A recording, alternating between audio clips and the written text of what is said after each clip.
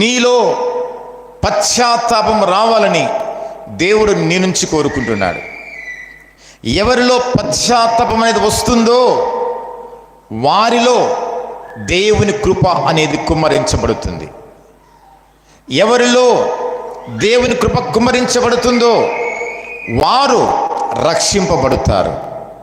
ఈ రక్షణ నీకు కావాలంటే, ఈ దేవుని మహిమ నీకు కావాలంటే, క్రీస్తు కృప నీకు కావాలంటే ఈ దినమే దేవుడు నీతో మాట్లాడుతున్నాడు. ఏమని? పాప క్షమాపణ పొందుకోవాలి, మారు మనసు పొందుకోవాలి. బలుల ద్వారా, ఆచారాల ద్వారా ఇది నాకు రాదు. నా కొరకు యేసు ప్రభు బలి అయ్యాడు, నా కోసం మరణించాడు.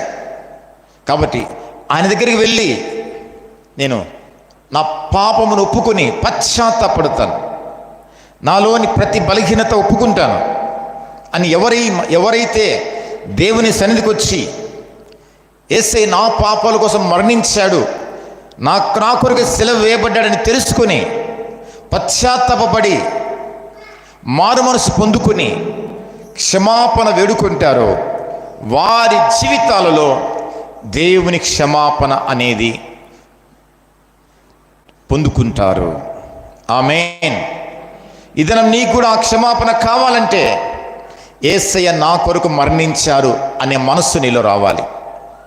యేసయ్య నా పాపాల కోసం మరణించాడు, నా కోసం బలి అయ్యాడు, కాబట్టి ఆయన మాత్రమే నన్ను క్షమించగలడు, ఆయన మాత్రమే నా జీవితంలో విడుదల కలగచేయగలడు, ఆయన మాత్రమే చూడండి నన్ను మహిమకరముగా నా జీవితాన్ని మార్చగలడు అని ఎవరైతే ఉంటారో వారి పైన దేవుని కృప అనేది కుమ్మరించబడుతుంది. వారి పైన దేవుని అభిషేకం అనేది కుమ్మరించబడుతుంది. వారు మాత్రమే రక్షించబడతారు. ఈ రక్షణ కార్యము నీ జీవితంలో దేవుడు చేయాలంటే నీవు కూడా దయచేసి నీ క్రియలను వదిలేయి, నీ నడవడికను, నీ లోకానుసారమైన జీవితాన్ని వదిలేయి. కేవలం యేసు ప్రభువే నాకు చేయగలడు, ఆయన కృప మాత్రమే ఉచితముగా నాకు ఇచ్చాడు. అది విలువైన రక్తము చేత నేను కొనబడ్డాను, విలువైన రక్తము కార్చి ప్రభువు నన్ను కొన్నాడు అనే మనస్సు నీవు కలిగి ఉండాలి. విలువైన రక్తము చేత నువ్వు కొనబడ్డావు, నేను నా సొత్తు కాదు, నేను దేవుని సొత్తు అనే మనసు నీలో రావాలి. నేను ఎవరివి చెప్పు, నువ్వెవరివి? దేవుని సొత్తు. నేను దేవుని సొత్తు అనే మనసు నీకు రావాలి. ఎవరికైతే ఆ మనసు వస్తుందో వారి జీవితంలో దేవుని క్షమాపణ అనేది పొందుకుంటారు.